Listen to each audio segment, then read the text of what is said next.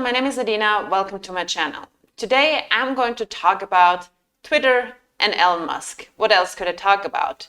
There's a lot of stuff in the news about it, and also there are rumors that Elon Musk might turn Twitter into a Web3 application. So I'm going to discuss that a little bit and what that would mean for Twitter. But before we do that, please give me a like for my video. It really helps with the YouTube algorithm. Also subscribe to my channel if you're new so you can hear more content like this. And follow me on social media, or the relevant links are in the description below. Especially join my Telegram group where we can discuss any crypto and blockchain related topics. So let's get into it. Yeah, I came across this article, the Web3 Twitter fixes Elon Musk could actually try. This article was written by CoinDesk, and it kind of discusses the potential of turning Twitter into a Web3 application. So there are several things they're discussing here. Whether the purchase done by Elon Musk might have any goals with Web3. For example, they're talking about NFT verification here. So there is this blue check verification system they have on Twitter. So if you're a very popular person, you have a lot of followers, you can get this blue tick and verify your identity. So Twitter users can actually identify you as the real person that holds the account. I honestly have no idea how NFTs would help with that.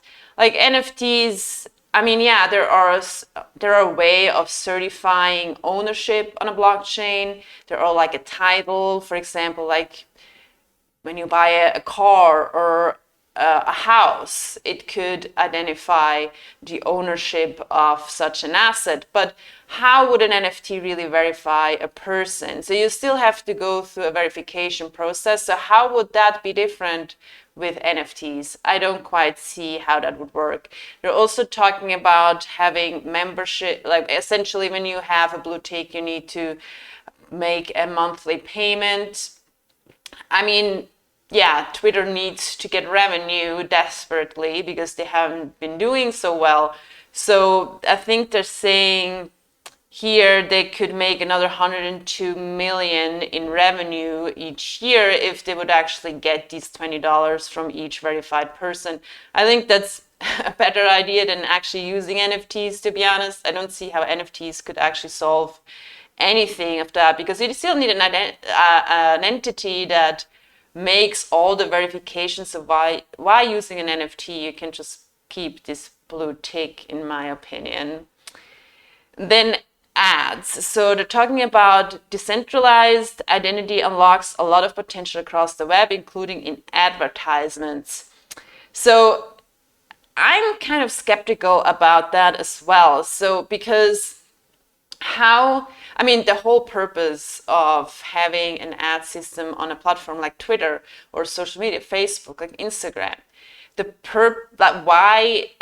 reason why these advertisement systems work so well on those platforms is because the companies own all that data, right? So they can very effectively target people on their platform. So if you become decentralized and you imagine Twitter on a blockchain, essentially, where it's very easy to hide your identity. Otherwise, what's the purpose of it? Like, if you own all that data and you're holding it for yourself, so you can make very targeted decisions about what you want to reveal about your identity and whatnot and your activities. So I'm wondering if ads really will work that way, because they really work because these companies own that data, and that is interesting for other companies to advertise on these platforms, because they really can track really well who will see their ads and how do people behave on the platform, and what is so-called a conversion, what clicks turn actually into a revenue for a specific ad. So I think actually Web3 is more a hindrance in that regard in terms of advertisement. So I'm not sure if that really would make sense here. They're talking also about like making like payments and crypto payments on Twitter.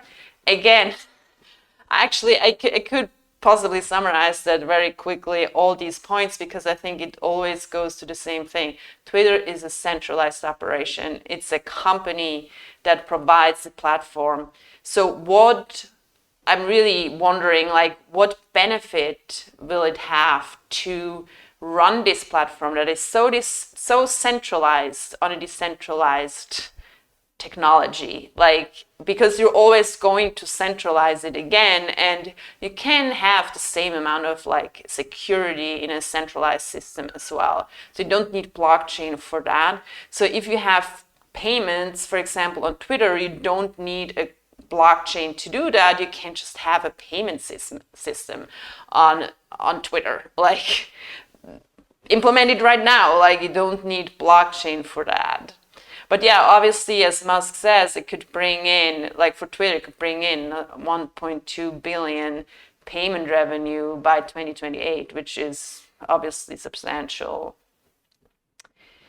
So they talk about Bitcoin balance sheet, so that they would invest assets of Twitter into crypto, like Musk did with Tesla, investing into Bitcoin. Obviously, it's completely separate from making Twitter a Web3 application. They can do that right now. They can, but they probably don't have any assets right now. They could invest into Bitcoin, but yeah, that you don't need Twitter to be a Web3 application to invest into Bitcoin. Like, just do it right now.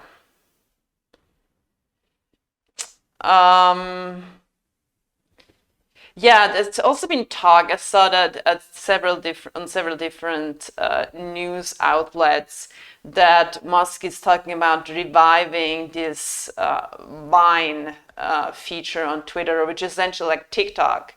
But they abandoned it in the past. They say here at least part of the reason Vine failed was because its biggest creators started to demand payment for their work. Crypto micropayments experiments have yet to take off, but the idea is sound enough. Reward people for posting on or interacting with your platform.